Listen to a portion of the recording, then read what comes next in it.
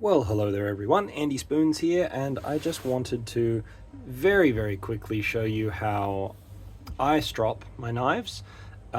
This is from the Spoon Crank. It's just a piece of Perspex with some tabs on a raised block. The raised block is kind of the key so that you can keep your knife up off the table so your knuckles don't get in the way. And then really simply, this is just going to be a very short video.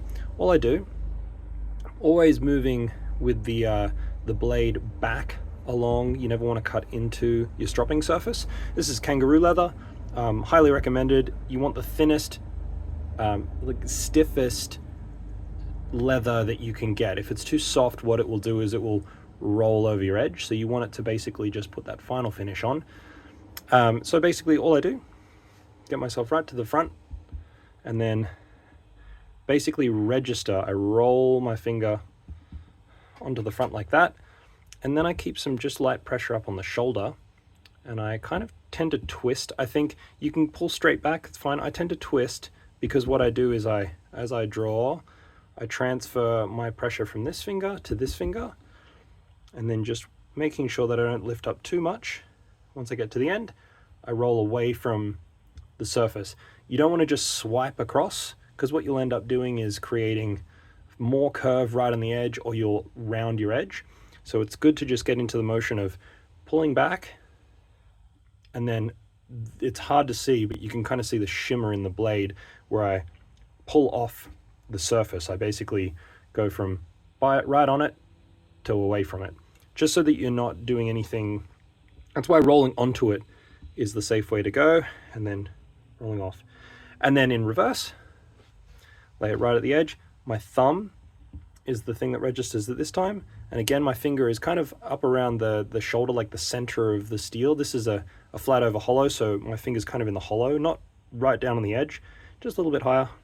And then same thing, transferring from my thumb to my finger, and then rolling away. Like that.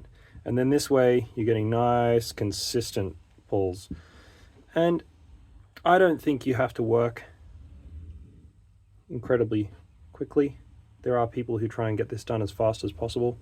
For me, if you do each stroke precisely with pretty medium pressure, I would say, it doesn't have to be crazy amounts of pressure, just medium pressure. And then, just to make sure that everything's kind of holding up nicely, what we can do is we can grab just a piece of paper. Anything will do. This is just an old envelope. I'll just make sure that I've got a single piece of it.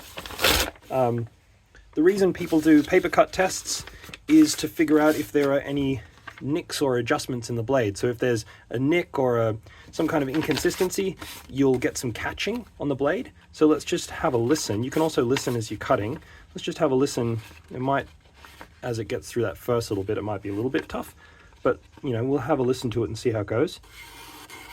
Okay, so there's a tiny catch. You can kind of hear it stop for just a second, and I can actually see it. It's just up the top. Here, let me do that again and see if you can hear it. Right there. You can barely tell. You can barely tell. But if I were to really focus in, I can see that right up here, right near the shoulder, just needs a little more attention, and that could be a bit of the burr is still attached. It could be a deeper nick that I'll have to deal with a little bit later. Aside from that, it all sounded pretty clean, so let's just try that again. Better, way better. Yeah, so I'm not feeling any resistance now. So that's why people do a paper cut test, is basically just to check the consistency of the edge. It doesn't need to be flashy and impressive and all that kind of stuff, though it is fun to do. But it just gave me a really good idea of where there was a tiny bit of inconsistency up in the top of the blade. And it's not perfect, but if I focus in a little bit, it's certainly good enough to carve a spoon with. You can kind of see both sides there. So right up near that top, you can see the light just catch right up around here. there's a little nick that I will need to get to at some point, but I've got a lot more carving to do before then. And if it's not going to leave any marks on the surface of the wood, then I'm not going to worry about that just yet. But anyway, I hope that that has given you a little bit of insight into how to strop. Same thing applies to the sharpening. I use the same motions unless I'm using the Tormek. But yeah, I hope that has helped somebody, and I hope this finds you all well.